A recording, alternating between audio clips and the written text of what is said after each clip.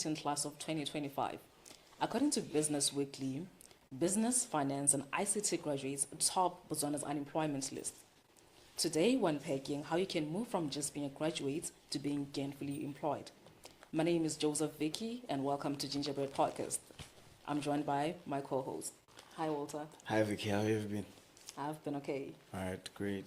All right. So today we're being joined by Mr. Allotey, Emmanuel Allotey, who's going to be helping us unpack this unemployment issue. So I'm just going to be giving a brief profile of who Mr. Allotey is. All Right. So Mr. Allotey is a seasoned banking professional with extensive experience in retail banking, sales, service management, and strategic transformation. His international exposure includes Singapore, Malaysia, UAE, and UK, amongst others. Mr. Emmanuel Allotey, welcome to the show. Thank you for having me. It's such a pleasure to be here. It is. All right. So where do we start, Walter? Where do you want us to start? I think first we can just get a brief summary of how, like, his leadership roles, and really try to understand him more, and then we can now get into the whole graduation thing. All right. Yeah. All right. So tell us more about yourself, Mr. Emmanuel. Yeah, thank you so much. So briefly, I'll just mention I am a graduate. Okay. I did graduate from the University of Botswana with an accounting degree, BACC, at that point. And coincidentally, our cohort, we were the first to start with the introduction of Bachelor of Finance. Okay. So we had the option either continue in accounting or move to finance. I didn't move to finance, and they say they are the ones unemployed. So, luckily I dodged that bullet. So I continued in accounting. Okay. I was fortunate and privileged enough to join a graduate program, right, in banking. So that took me off into my new career path that's in banking. Otherwise, I would be doing accounting. That's 3 degrees later. However, yes, so that's a bit about me. I think banking is a profession that can never die. Yeah. Money can never die. Everybody needs money. And as long as there's money moving around, you always need a banker. We are the middlemen, and we support all those who are doing deals. Well, I call them deals, but that's what we do. Okay, quick one. Yeah. So do you think, right, since you were able to get into the graduate program fresh off, right, did that give you a head start into banking? Yes. Was it the reason why you got? So would you say you highly recommend the graduate programs that banking institutions have? That's, I think, right now, if you want to talk about those who are elevated, or in terms of their wealth, growth in wealth faster than others, is those who get into the graduate program. The entry salary is definitely higher than the market. So entry level graduate jobs are less paid than a graduate trainee program, right? So graduate trainees right now are on 5 figures. Wow. Okay. You should know that. Oh, you didn't know that? My You question should know is, that, right? when I graduated, Yeah. I noticed quite a there's like this graduate trainee, there's graduate programs in like banks and other organizations. But it's being absorbed in the entity guaranteed, because that was my main issue.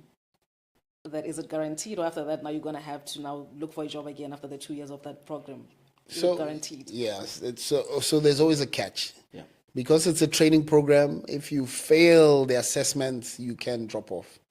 But if you do well, and ideally for you to even get in, it means you are smart enough, you are automatically absorbed. But then after that, the career path is in your hands. But what are the chances? Like, let's talk statistics. Like, are we saying 9 out of 10 are absorbed in, or? No, it's usually 100%. The only catch is, so for some programs, okay, I know, so I'll give an example with one of these financial institutions, because their program is across their subsidiaries.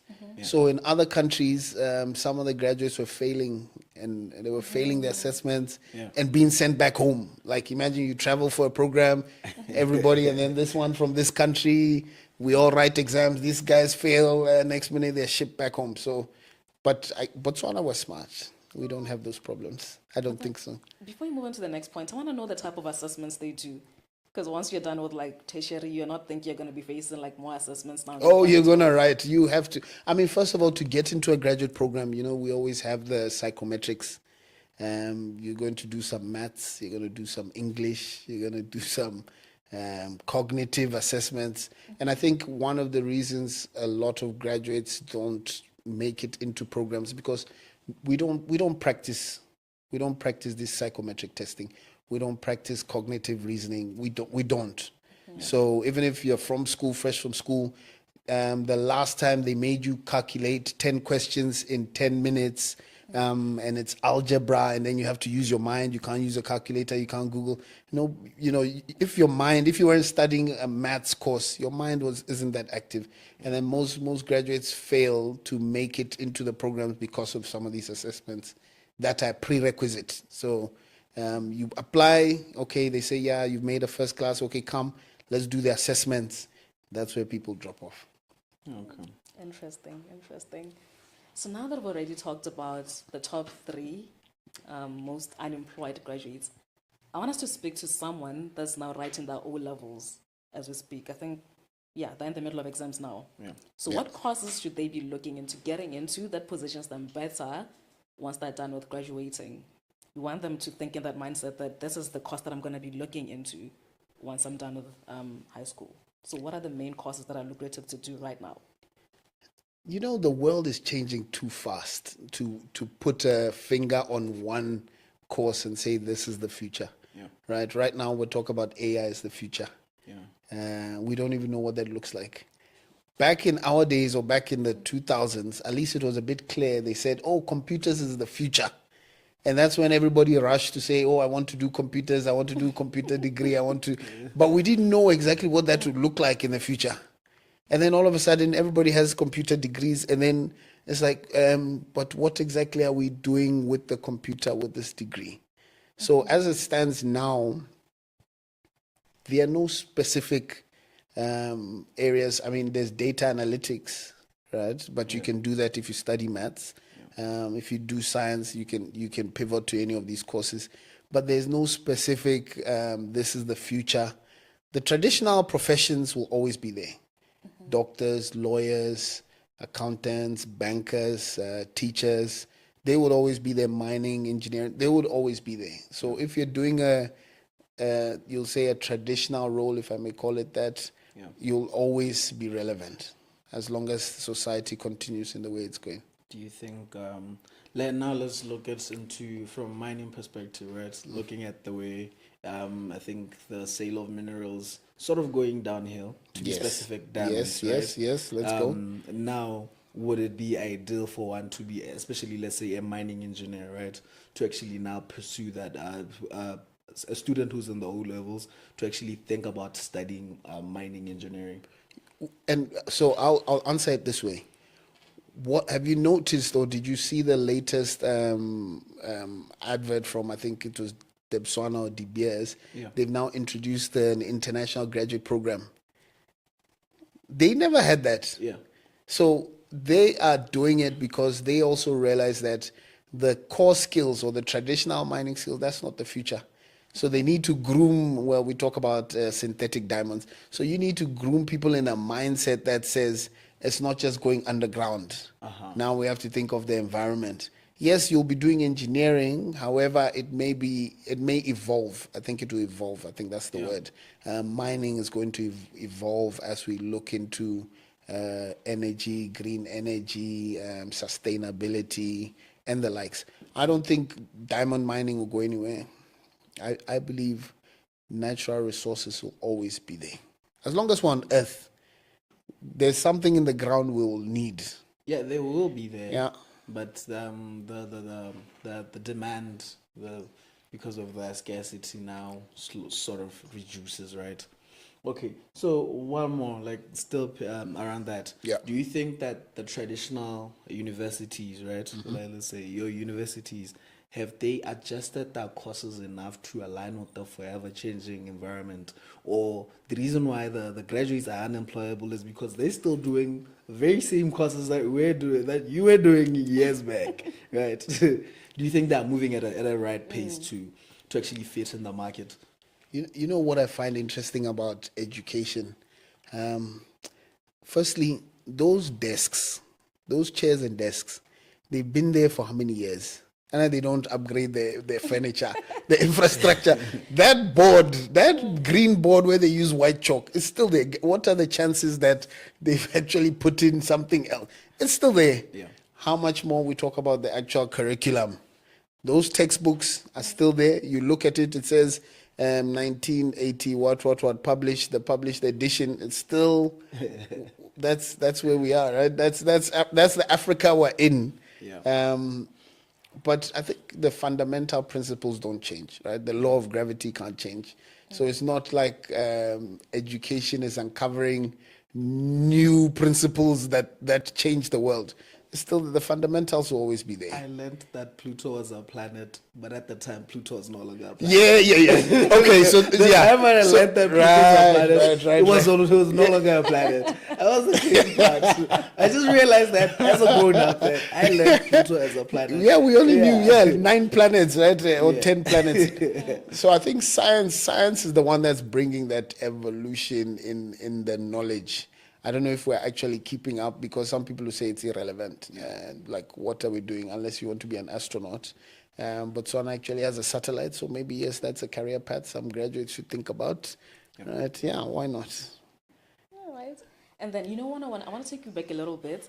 You talked about mining engineering, you talked about being a doctor, and then you talked about being a teacher, and then you talked about, I think, nursing as well, in the health sector. Yeah. So you know what I want us to try to do? Okay. So the people that are eligible to get into tertiary are people that got above 36 points, right? I want us to segregate and say someone from 36 to 40 points should be looking at this course. Someone from 40 to 44 should be looking at those points. 45 to 48, Right. this, because finance, you need like a certain number of points. For example, finance, I think, and mining engineering and being a doctor, you need like about 45. And then there's like 40 and 44, and then there's like 36. I think we can segregate them that way. The reason why I'm asking this is because most of the people that suffer are the ones that are between 36 and 39. These are the people that end up like settling for courses. They're not choosing. You're settling for business management, you're settling for tourism, you're settling for business and entrepreneurship. So what should they be looking at? They have like 36 points to 39. Which ones should they now do? Come on, why would you put people in a box like that? Right. You know, my view, I had a controversial view, and I said, I think when I was talking to one of the other podcasts, right, I said, actually, for people to get into courses, they should write an essay why they want to do that course. Let's not talk about the qualifications. Okay. Tell me, what's your passion? What's your interest? What is the value you'll be bringing by studying this? Because we've come to a point where people go into courses looking at the money. So then they say top highest paying degrees. You've Googled that. Everybody has Googled that. Top highest paying degrees. Neurosurgeon, heart surgeon, cancer surgeon. Then it's, no, I want to do that. Why? Some people they don't have a resistance of blood, if I can call it that. Yeah. There's no, I want to do nursing. We're making choices based on the financial benefit. You're bringing the element of, do you actually qualify?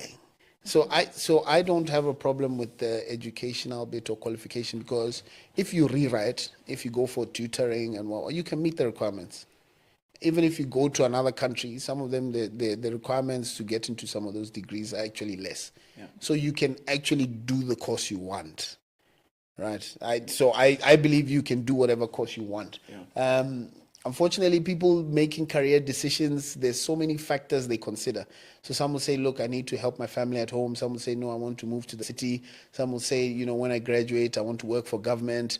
Some would say, no, private sector is too competitive. So then they make decisions accordingly. There will always be those who fall into the bracket of mass. Okay, unfortunately. Yeah. Back in our days, I think it was BAS. It was called Bachelor of Social Sciences. Yeah. That was where everybody got dumped. Like, so it's like if you're not doing science, maths, you just get dumped in Bachelor of Social Sciences. That's people who did English, who did French, who did, but as I've said before, a degree is entry level. And it's like a prerequisite. Can you read or write? That's the value of a degree at this point in time. It shapes your thinking because it gives you a level of perspective where you look at the world differently. That's what degrees do. So even when you get into the workplace, it's not like you're applying what you learned in your degree in day one in the office, right? You come in there, you're new, and you don't know anything. And then they're teaching you and saying, this is your laptop, this is what you press, this is the work you're going to do it like this. So you can learn anything as long as it's a stepping stone, except for professionals. So of course, lawyers, the doctors, nurses, health professionals, they need that professional training. So that one, you can't just be a generalist. So in terms of those choosing, choose what you're passionate about. Choose what core skills that aligns with your skills. Let it be something that enhances who you're meant to be, right? So it starts with, who are you meant to be? But then again, Yeah. how do you know who you're meant to be at the age of 17? No, true. Yes, I mean, that's the thing. Like, how- 16, 17, I 18. am 17, I'm 18. I'm supposed to choose this path that's going to determine how my life goes. How am I supposed to know that this is the right path? Right? look, there will always be signs. Yeah. So one thing I'll tell you, your grades. So we start from your primary school grades, your high school grades. They always give indications. What subject did you pass effortlessly? What were you good at? What's like? Okay, some people it was English. Yeah. Some people it was art. There's always indications of what you're good at. I think where we miss it is the career guidance to say, if you're good in art, if you do this course, you can enhance it. It can evolve to give you so many options. Most people end up with, okay, I did art, so I should be an art teacher. It's so narrowed into what you can do, but there's so many options. If you follow the indicators, I mean, your parents will tell you, my child, when I tell you study science, you always complain. I know people don't like asking their parents, hey, what was I like when I was in school? But ask them, they'll tell you, when you were young, you used to say, no, I want to be this, I want to be that. They can remind you, and they'll also point you in the direction of where you should be going. And you know yourself. If you don't get clouded by money and you're true to yourself, I think you'll choose what's you and what's not you. I'll give you just my personal story. Yeah. So I have 2 accounting degrees. Yeah. Right. Coming up, I was good science. Of course, we were doing pure sciences. What. I got prizes in accounts in high school. So it was automatic. I didn't even struggle. I applied first choice accounts, second choice accounts. Okay, fine. I got in. I did accounts. I was doing well. I finished. Did ACCA. Did a second accounting degree. And then what happened when I got into the workforce? I saw the zeros and ones. There's a feeling I've never experienced before that like my body rejected the whole thing. When I was there looking at it, I said, no way, I don't want to do this. I don't know how to explain that, but Yeah. I knew that this one, I don't want to do it. Yeah. And I had to have a tough conversation with my parents and sit them down and say, you know what, I'm sorry. I know you invested in me. I had this conversation in the UK. I'm like, sorry.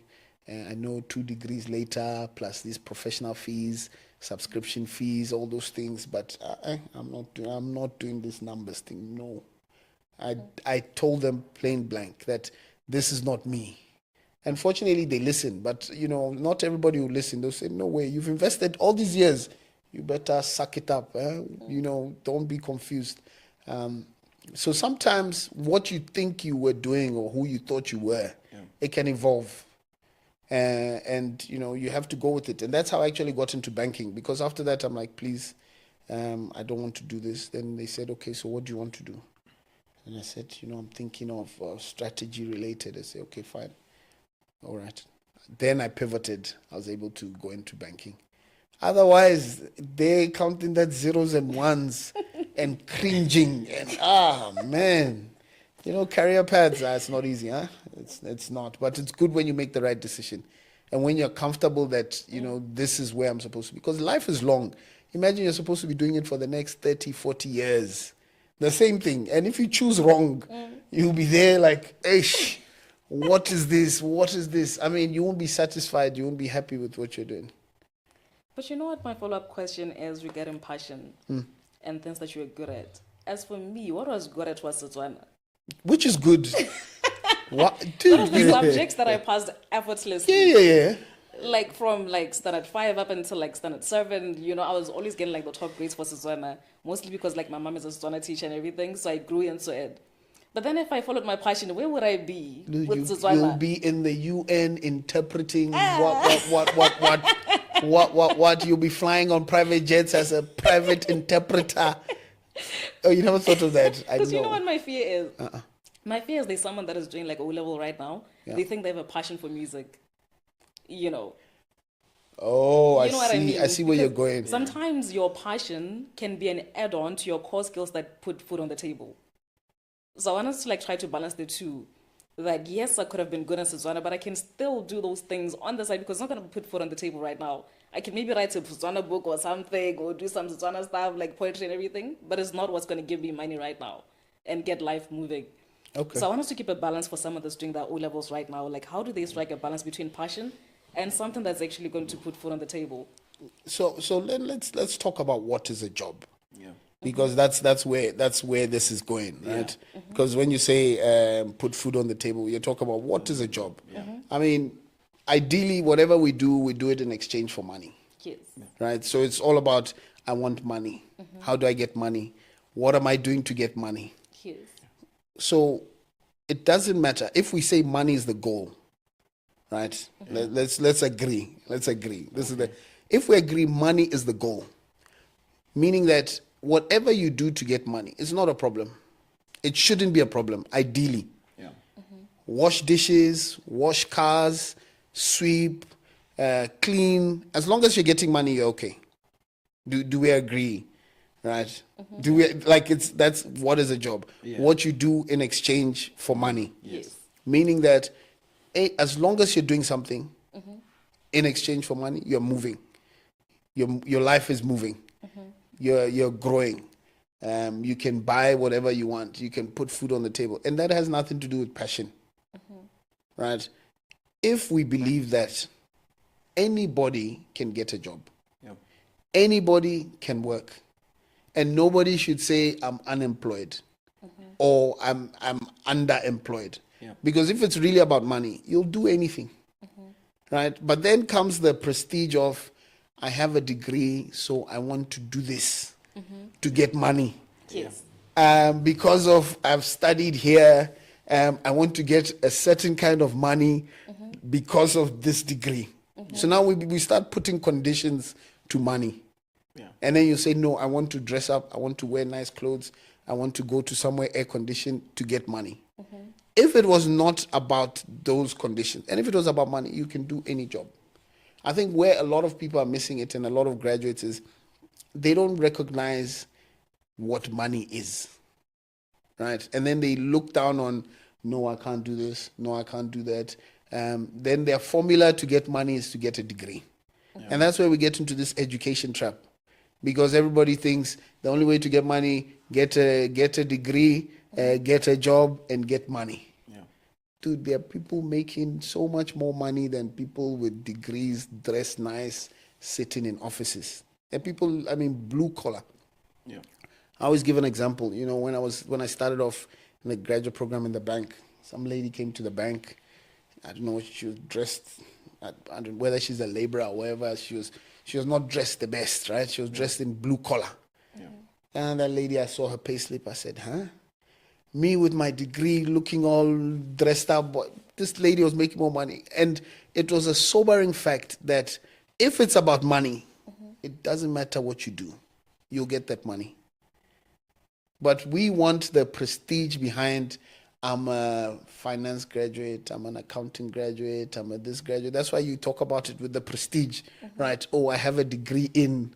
Okay, thank you. Can you work? I have this type of work available. Are you able to do the work? No, I don't want to do that work. Please tell me about the work that has to do with sitting behind a desk with a laptop and what.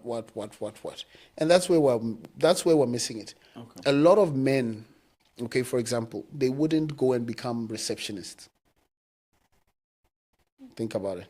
Yeah. Think about it. Fair enough, It's money. Yeah. They'll rather sit at home. If you say, look, come, there's a receptionist opening, 1.5, okay, 4,000 because we say that's the new minimum wage. 4K, come and sit at the desk, answer the phone. He doesn't want to do that because he doesn't consider that to be the type of job he wants to do for money, right? He'd rather say, no, I'd rather do something else. But there's money there. Do we want money or do we want prestige, right? Yeah. But then again, now, even if your whole thing of a job is just chasing money, when are we going to tap into longevity? Because let's say you got that degree, fine, it didn't work out. You can wash cars, you can do this, you can do that, you can get the money, right? You can sustain yourself, right? But now you started it in your 20s.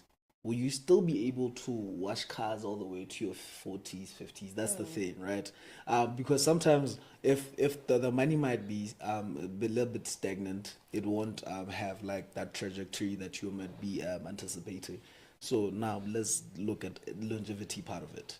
Okay, so just to counter that, do you realize, did you see the statistic that said the average salary in Botswana is 10K? And yes. Yeah.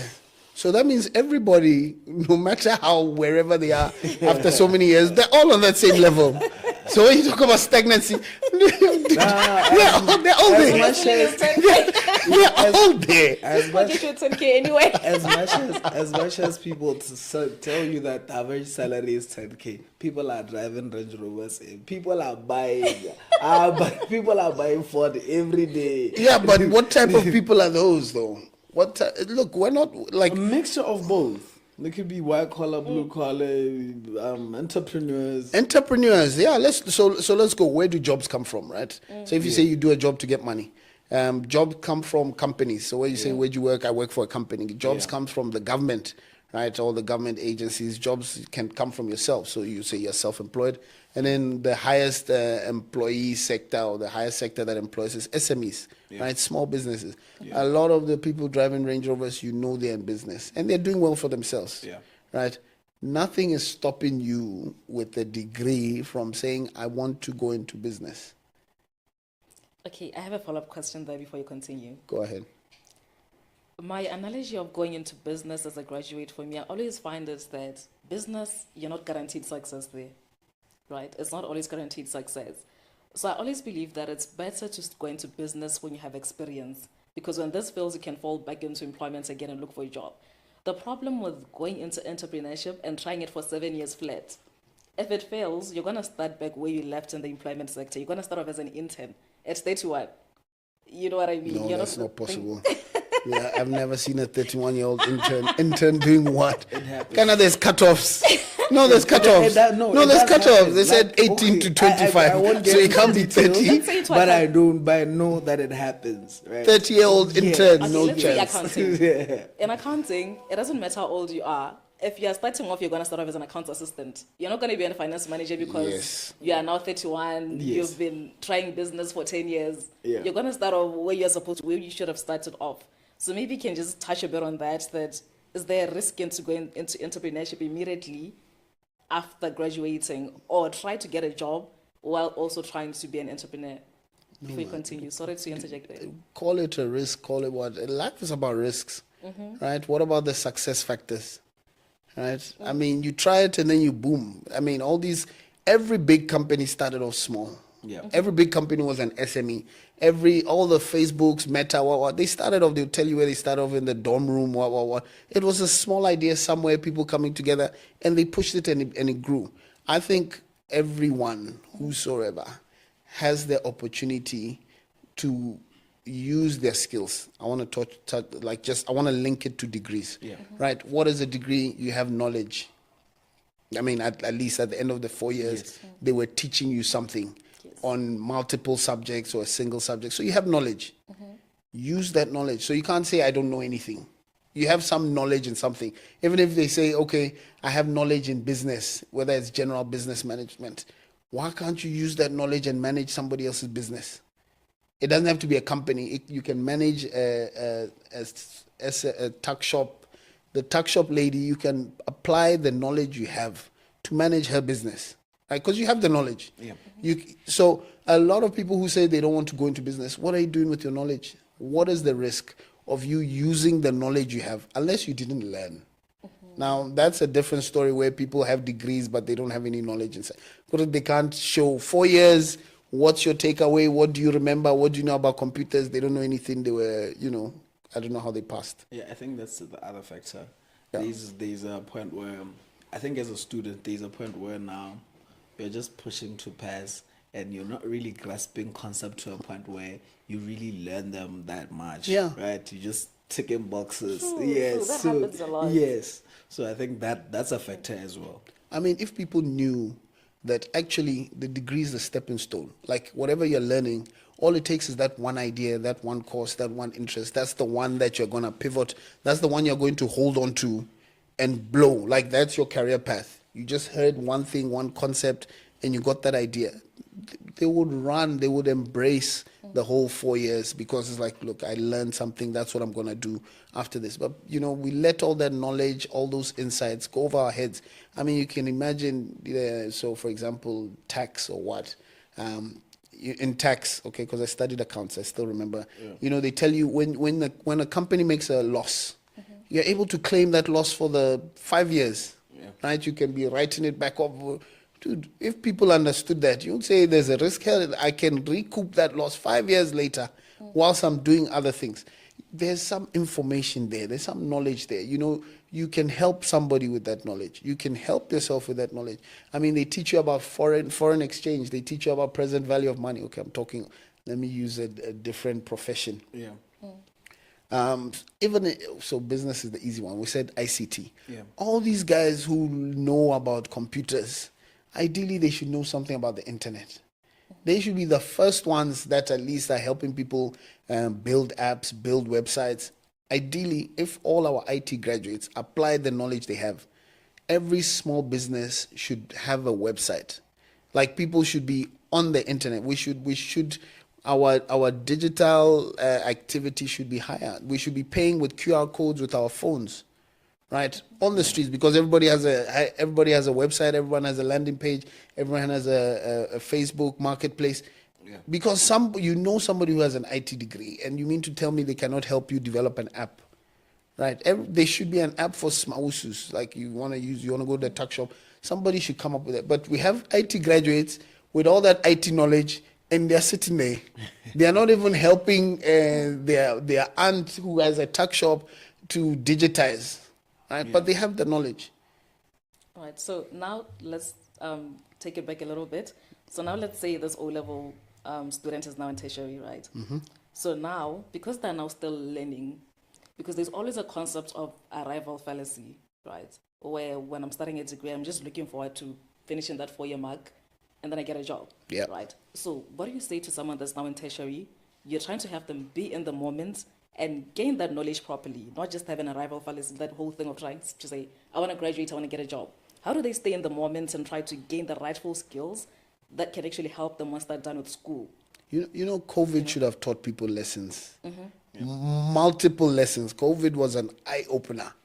First of all, congrats to all those who managed to graduate during COVID, because nobody was ready. When they said digital lessons, even the lecturers were not used to, okay, how do we teach online? What? No. You have to be in the moment. Tomorrow is not guaranteed. Yeah. Ideally, it's not. COVID should have taught everybody that you have to survive today. Tomorrow is not guaranteed. It's not like a tick box. You wake up and say, I have a degree tomorrow. We don't know what's happening. I mean, things are changing so fast. The world is moving so fast. We don't even know what's going to happen. You only know tomorrow, I have a test. Okay, let me prepare for it today. Right? Okay. The 4 years comes and goes, but it's the memories. It's the activities you do. It's the network you make. They always tell you about, school is The people you're in school with, they are the next presidents, they are the next ministers, they are the next CEOs. And imagine you are there in school saying, I don't want a network. Is it after you graduate, then you'll be looking, oh, I need a network. I need to know people who works here, who's that. Your network was there with you all the time. You can imagine you're in school with, whether high school from Form 1 to Form 5.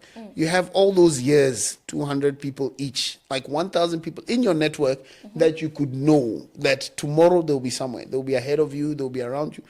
That's your network. And then people say, I struggle. I don't know anybody here. Yeah, what were you doing? You were surrounded with all these people. You were keeping to yourself. You didn't network. Network actually starts in uni. Yeah. Yeah. All right, so number one, networking. And then Networking. number two, would you say maybe proposing volunteering of like tertiary students while they're still like learning, so they can actually learn that proper skill? Because when you're in class, you can learn how to make your website. They will put you on HTML and everything. But would you propose that maybe they try volunteering at the same time, so they gain practical skills? It doesn't have to be volunteering. You just have to be proactive. Like nothing stops you from just starting your own. I mean, you guys started your own podcast, right? Why should you wait? Like you're waiting for somebody to come and do it and say, I want to be on. Just do your own. You have a passion. You have an idea. You just do it. I mean, there's nothing stopping you from even doing a website for somebody. Like, because you like what they're doing. Like, you just sit, I have the skills. It's like, hey, I could make this look nice. And then you design it nicely for them and just show them, look, hey, in my spare time, I was doing this for myself. Look at this website I did for you. And then the person will say, wow, will say, wait, I didn't think of that. Let me pay you. Okay, thank you for that. Can you help me? Can you enhance? Yeah. And you have offered value without volunteering. Because nowadays, when you volunteer, people want to look at you and say, you want money, you want to be an intern, you're going to steal my ideas. They're too suspicious. Yeah. So you just do it for yourself. I mean, Botswana, I think our market size, we're quite unique, right? And I always say this, when it comes to business, when it comes to education, there's a lot of things that can't work the same way it does in other markets because of our population size, right? So, for example, I talk about the impossible formula. Everybody can't be employed in Botswana. Okay. Like all the graduates cannot be absorbed.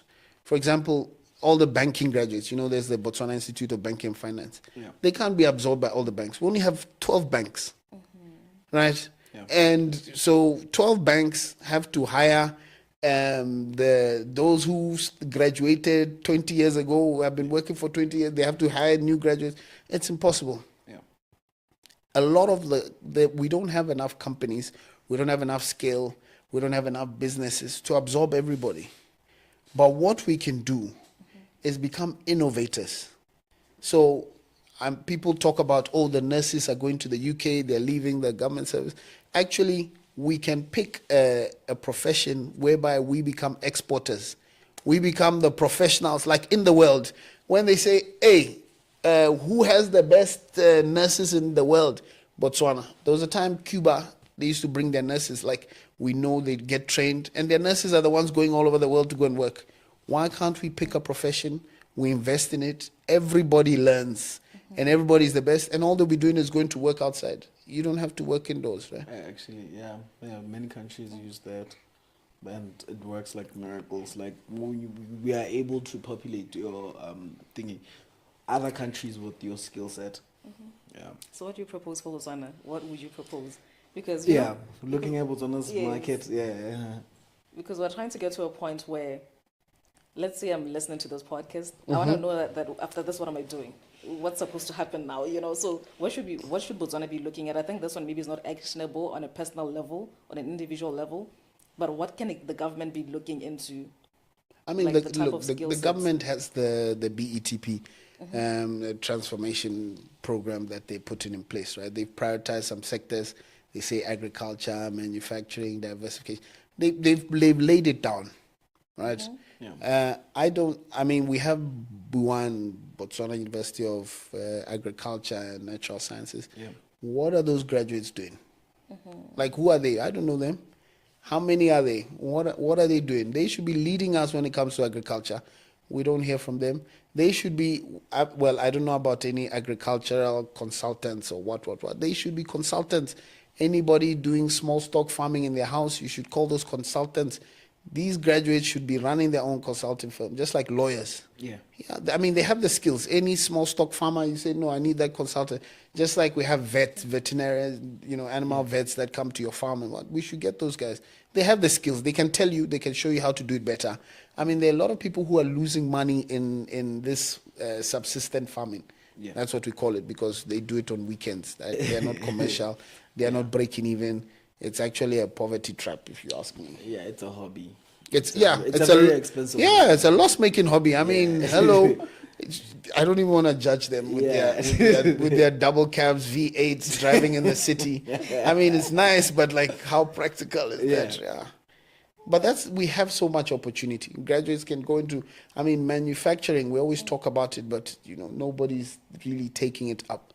The state of the nation, they were talking about milk and what. I mean, can people do, right? Just do. Like, pick up something and do it. Pick up something and run with it.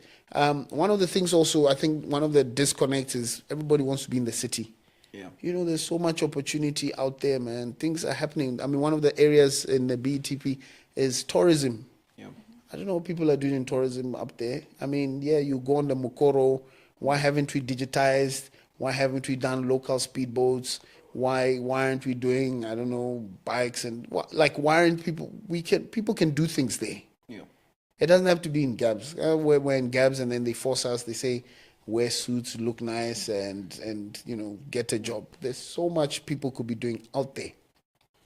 But I think it's not just the Botswana mindset in that case. Yeah. Because I had a conversation with this other lady. She's from Zambia, right? Okay. She's a chartered accountant. She was like, okay, Zambia is very competitive. Mm-hmm. She's like, in terms of education, in terms of PhDs, if you have a PhD, you're just a normal guy, right? But the thing is, with that in place, we're saying that we opt for more education, but we're not really developing, we're not really innovating, we're not really coming up with anything, but we just get educated. We get educated. That's the thing. Yes. You know what the problem is? Okay, sorry to interject there. Yeah, that's right. It's this whole thing of, I don't know, maybe I could be wrong, but for me, the way I analyze it is that it's some sort of like an arrival fallacy that when I get a PhD, the world will give me something. Now you're waiting for that thing. You're just chilling there, waiting for that thing to happen. Yeah. People are not really ready to apply the skills they learn. Yeah. Because the other day when I asked you about the fact that how come a lot of us, there's like an accountants group, a lot of us are always complaining, saying there are no jobs that we're being underpaid. Yeah. I'm like, if CA is the highest level of business acumen, okay, I don't know, there could be like something higher. Yeah. Why are we not the people that are leading entrepreneurship? Why can't we apply those skills ourselves and actually build something? Why is it so impossible? Why is that all of us are looking for jobs? All of us are trying to get like 100,000. Yeah, everybody wants to be paid. Yeah. And all of us are only saying we're underemployed. We're underemployed. Exactly. Why, you have that business acumen. Why are you trying to apply that at someone's company? Why don't you start with yours? Why is it so hard? Or is it like a paper skill only that you can't really apply in real life? What is it? I think it's just a lot of years of programming. I don't know about Mr. I mean, it's so hard because we want the easy way out. Yeah. It's hard because we want the easy way out. I mean, look, if it would be like it's a dream come true, you wake up, they're offering you a package, 100K, car allowance, housing allowance. Like that's everybody wants to arrive, right? Yeah. That's what they want. That's the dream. But we forget that, a lot of companies or a lot of industries, it's no longer a pyramid structure. Like the employment is, so when you draw a pyramid, right? Yeah. The highest, the CEO is at the top. And then there's a lot of people at the bottom trying to climb to the top. Yeah. Now we have a diamond structure. Diamond is like this, right? Yeah. Mm-hmm. So we have the highest on the top, and we have the lowest few people at the bottom, and then there's a lot of people in the middle that are looking at themselves, averaging 10,000. Sorry, I kept to keep saying There. It's a diamond. They're in the middle, and it's bloated, and they're on some like, hey man, I want to be there. But they're all in that diamond, and they want the easy way out. And they think, okay, I'll get a loan, I'll go do my master's, I'll get a loan, I'll go do my PhD, and I'll take a step up, I'll be more competitive. No, it doesn't change. Because you're still solving the same problem, you're still doing the same work. Yeah, no, I think that's if you look into Botswana LinkedIn, you'd see people replicating the same course over and over again. Yeah. With the hope that they will get to a certain Yeah. position, Yeah. a certain level, right? That's a huge factor that happens in Botswana. I mean, look, our population size doesn't allow, man. I mean, we can all do enterprise risk management. We can all do COP. We can all, I mean, the courses are there. We can all do it. Yeah. Right? And guess what? When we all do it, we're all back at square one. Right? So we all started off with a degree, right? Okay. Yeah. And then someone said, no, let me do my master's. I'll get the competitive edge. Okay, you do your master's. Guess what? Then she makes a plan. She also does a master. I do my master's. We are back at square one. We're all there. We all have masters now. We're all sitting there. We're still trying to apply together. Yeah. Then they say, okay, then you say, no, let me do my PhD. And then she does it. Then we're back to square one. And it's like we go around in circles. Because that's really look, it's a fallacy, man. It can't work. The formula doesn't allow. Right? That's where, like, if you think about your career, you really need to think hard how you're going to differentiate and what's going to be your competitive advantage. Yeah. And it comes from professional skills. It comes from skills, right? Your professional experience. So when somebody is saying, okay, I only sweep, you say, I sweep and I mop. And this one say, I sweep, I mop, and I also iron. Right? Yeah. And then when they put all of us together, the person who does three things now, they are the ones that move higher. Now it becomes professional skills because we can all do the same thing. Yeah. So the person who gets the advantage is the person who's doing the extra work. Is the person who's, taking on extra jobs, taking on extra activities. They are the ones that are able to climb the ladder. But that's another topic for another, on how to climb the ladder. Yeah, how to let's pivot a little bit and go back to navigating. You're a graduate, you just got your degree. Mm-hmm. Now you're trying to apply for a job, right? Right. Now let's have a guide to one as applying for jobs, how to navigate around ATS, all that. Like how does it Yeah. So one of the things I always say, I start off before I tell you how to get a job, I tell you how not to get a job. Okay, yes. So how not to get a job? Right. Number one, don't just apply. Right. If anybody tells you just apply, if people are sending you job openings and saying just apply, don't. You're not gonna get that job. It doesn't. Like psychologists who tell you there's some science behind. If you don't have the conviction around something, it's not yours. It won't happen. Yeah. Right? It's not random. You can't just be applying. You close your eyes and apply and think you get a job. No, because at the end of the day, even if you get selected, now you have to go and convince people why you should get that job. Yeah. But you didn't even want it in the first place. And you can't fool people. In the interview panel, they will always ask you a trick question to say, why do you want this job? Or why should we pick you? And then you can't answer it because you did what? You just applied. Mm-hmm. Right? Mm-hmm. So automatically your subconscious wouldn't support you actually getting the job. So number one, don't just apply. Number two, don't be asking how much do they pay. You can't prejudge or preempt the organization before you say, I want to go there, I want to apply. You can't start off saying, oh, how much do they pay? Are they, what's the minimum? You can't be, what are the benefits? No. You won't get that job. It's a non-starter because you'll disqualify yourself. You already say, no, they don't pay enough. There are a lot of people who have had opportunities to get into organizations. Yeah. Top class organization, then they say no, they're looking for a teller, they're looking for an entry role, they're looking for the salary is 1,000, and they disqualify themselves, forgetting that it's just an entry position, it's a door in. Once you're in the organization, people promote from inside up. We know the former governor, the late governor, Mamohotlo. She started off as a secretary, and she became a governor.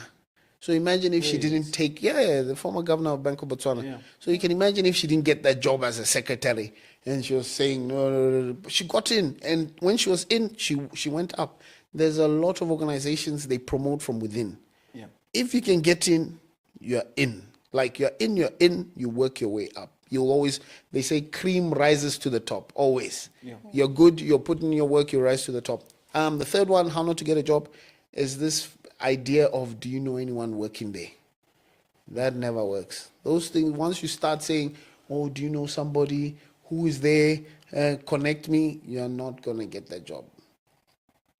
What we overemphasize, or we put too much importance on people's power. So you think that people have power, you think people are influencing, you think those people don't even help you. There's enough examples of people saying, oh, I told them put in a word for me. No, they didn't do anything. They don't even know you applied. They didn't even see the job advert. They don't even care. They're not even close to HR. Monet, their office is somewhere else. And you think, oh, because they work there, they are supporting you, they're helping you. Yeah, I talked to my uncle. Yeah, he said he didn't do nothing. That's not how it works. Something like that happened also yesterday, actually. You're joking. But wait, you spoke about networking. So then how are you, just touched on it a bit. So how do we leverage off of a network to get a job then, if knowing someone doesn't make a difference? So what type of networks are you leveraging on, and how do they help you? So knowing someone works when the person has the influence or the power. So if you know the CEO of a company, right, and I'm going to apply, then I'll mention to him, oh, you've opened in for a role I've put in. So something similar happened to me. I'll give you my little story that happened. I applied for a role in Singapore, right? Instead of me to tell the guy I knew, it was his team. It was in his team. He was the COO of the group, Chief Operating Officer. I didn't tell him. His team was interviewing me. What? Had I mentioned, so later on he was telling me, he's like, man, you should have told me that that you had applied. And my team is interviewing you. And had I known, at least I'll know to look out for you. That's how it works. So if you know the CEO, and then you say, oh yeah, you guys are hiring, then he'll keep it in the back of his mind, and he's able to say, how is it going with these applications? Do we have any young bright minds that have come in? Make sure you interview all of them. Something like that. Yeah. Not necessarily that he'll intervene, but he'll keep an eye on it. He'll be able to check on the team to say, okay, let's not scrap that role. Because sometimes, inside organizations, because of what's going on, they can say, look, let's not hire, let's freeze this role. But when they know, they're like, oh, okay, I know one of my guys is interested. Okay, let's see. Let's hear him out. Yeah. That's how the networking works. But if it's some random person, they don't have influence, they are not connected to the role, they are very far from authority, and they are also trying to hustle. They can't help you, and they won't help you. They will just say yes, yes, yes, but they can't do anything. So if you know the person has influence and can do something, their level in that organization, you can mention, and they can see how they can also mention. Mind you, if the organization is very structured, you can't directly influence. The risk with putting people on, if the person messes up, that's your credibility. So if I put you on, you come in and then you can't work. You come in and then you become the laziest person in the department. Now that's me. Then they'll be saying, when you are bringing people to bring us down. Then it can go as far as them telling you, can you make sure you fire your person? Can you put your person on performance improvement? They bring it back to you. They say, you brought this person. They are not performing, it is you. You are now responsible. And then it becomes a mess. That's the downside to that. All right. Continuing with how to not get a job. How not to get a job. Being picky. Yeah. I don't like this. I don't want to do this. I can't do this. I mean, if you already say, I can't work in Francistown, I can't work in Mount. Hello? They're giving you money. Don't you want the money? Take the money. They'll take you anywhere in the world. Go and work from there. You say, no, I can't work in Shakawe. I can't work I heard of a new place somewhere up north. Okay. It's always up north. Yeah. Some random place. You say, no, I don't want to go there. Hello? Do you want a job? Do you want money? That role is not forever. You go there as a stepping stone. Tomorrow you're somewhere else, tomorrow you're somewhere, and you actually find yourself at the core place where you wanted. So if you wanted Gabs, you could end up there. Yeah. So those are just a couple of tips. Yeah. Okay, so I mean the easy ones, how to get a job, right? Know or do your research before you apply. Know your strengths, know yourself. Before you apply, of course, you have to do the pre-work or pre-research, right? So some jobs, as much as they put all those words, nice words, it sounds nice, but the actual work they do is a total opposite. You don't want to find yourself in a dustbin because they say the person is a cleaning executive, but you actually work in a dustbin, right? That's the actual job you do is cleaning a dustbin, but they made it so nice. You're a cleaning executive, and they make it so nice. But the actual work is something that you know you're not going. I mean, you'll quit on day one. There's usually those kind of mismatches that companies sell a nice brochure, but you also want to find out the type of environment. A lot of companies are quite toxic in this day and age of mental health. The last thing you want is to go and get depressed. Right? You don't want to go and then, it's like you're moody, you're depressed, mental health issues just because you were chasing this job. Every day you're complaining. No, you don't want that, right? Prepare your CV, of course. We have ATS, so use that where possible. If you're applying online, use ATS. If you're applying physically, well, good luck on that. But any ATS platforms that one could use? I know people like charging for it. They the experts that offer that service, they say they'll help you fix your CV. They like to charge us all about 2.5, this. Okay, after this, can I have the number? You're on. Yeah. No, there's enough. Okay, or you can just name drop the person, maybe the somebody who's looking into ATS who wants to get an ATS thingy. Yeah, so I know, so there's two. There's a lady, she's called Dudu. Yeah. Ohomoditse Dudu. Oh yeah. Olifile. Yeah. Right. So she does that. And then there's a guy who does it as well. I'll give you his name. He's in HR, so maybe I can't say his name because he gives people jobs as well. So okay, it's fine. That's fine. Yeah. But at least she does it professional. So right. she runs the courses and she can help you, and she does, and she's the only certified, or she says she's the first certified ATS professional in Botswana. She has billboards and things up. Koziba, his name Koziba Sibina. He also does ATS. That's the other guy. Oh, okay. So you can get those services. I know it's not for, if you're like finished from 5. It's not really for entry level. It's for when you have experience, you want to package it nicely. Those are the ones you can use ATS. But I think for graduate programs, especially the ones that you apply on platforms, maybe. I mean, for graduate programs, the entry criteria is straight up first class. Yeah. So there's no experience there. They just say, do you have a first class? Apply. Okay. So most of the time you have a first class, then they'll put you through to the assessment. Okay. And that's when you have to do all these psychometrics, cognitive. Okay. That's where people drop off on those type of assessments. But if it's just that you meet the criteria, go for it. And I think right now a lot of banks have put out for graduate programs. Okay. So wrapping up, what to do on how to get a job? Is there any close so we can wrap up that segment?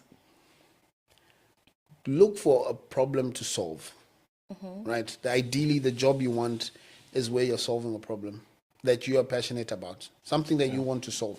So nobody needs to convince you. So if you ever get in front of a panel and then they say they're interviewing and they're asking, so why do you want this job? You know the problem you're solving, and the conviction comes, right? So it's not just head knowledge. You just tell me, look, I solve the problem of ignorance. I like to share my knowledge. I'm passionate. And then when you're talking, the passion will be coming out. Dude, you've passed the interview straight, right? So solve. Look for a problem that you want to solve. Of course, watch out for the competition. So find out what makes you unique, right? Because you and your classmates will all be applying. Likelihood, if you have a degree, you were in class with somebody they also have the same degree. You'll be there together looking at each other. If you saw the advert, they saw the advert. Nowadays the ratio of applicants to jobs, it's getting to about 1,000:1. Right? For one role, there's 1,000 people applying. Looking at the number of graduates in one course, in one class. Yeah. It's not sustainable. That formula that formula is rough. I encourage entrepreneurship. Right? If you can do things for yourself, do it without waiting for someone help me, someone give me a job. Do it. There's something you can do. You can drive an Uber. You can get money, raise capital, start your business, solve a problem. At least do something, and then tomorrow, when you do get interviewed, then you say, yeah, I started this business. I was at this. I used to run this. I'm a founder of this. Do something. You can. All right. So now, in closing, I want us to speak to, so now the main deductions that I got from this conversation was that pick the right course. Yeah. And then when you're in tertiary, do the rightful things, gain the rightful skill set that's going to set you apart when you start looking for a job. Yeah. And then also now, once you're done with tertiary, it's very important to have a complementing skill set. Don't just go for many degrees, many certifications. Go for a complementing skill set, right? So in closing, I want you to give us like the main or a generic complementary skill set, because I want to speak to the fact that sometimes it's not just about getting the qualification. For example, Cristiano Ronaldo might be the best player, but he's not the best runner. He has like a complementary skill set. So what's the complementing skill set that any graduate should have once they're done, instead of just going for many qualifications and all of that? In closing. Thank you for that. That's a good one. So I believe there's a reason why we do all these 5, 6, 7 subjects when we're starting off before you specialize. And even when you specialize, you still come back to say, are you balanced? It's about balance. So when you say balance is, for example, maths, science. For example, arts and science. Or so that's how I'm looking at it. So it's that type of contrast. And some people will say yin yang. Yeah. So if your first degree is in numbers, then you'll want to do a complementary degree in non-numerical type of. So you have a technical accounting degree. You want to do maybe MBA that talks management. So you're balancing the numbers with the softer or non-numbers. So that's the type of balance.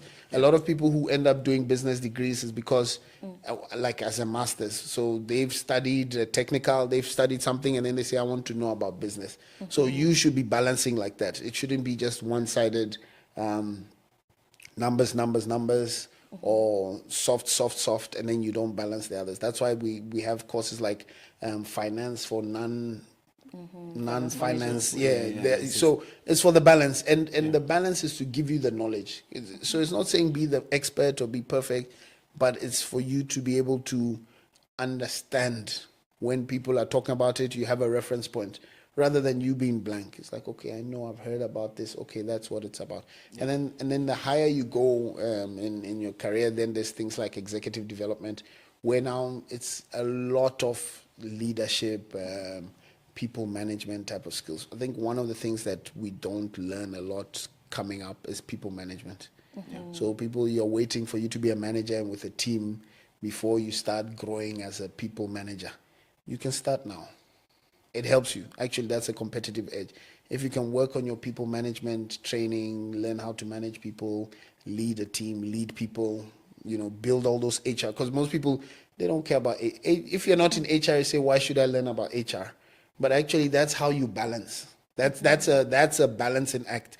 Okay, you have the management, you have the numbers, then you balance with the soft skills of people. Yeah, it's all about balance. All right, thank you so much for coming and honoring our invitation, Mr. Allotey. It was a pleasure. It's been amazing. Was mine. Thank you. Gingerbread Podcast. Bye.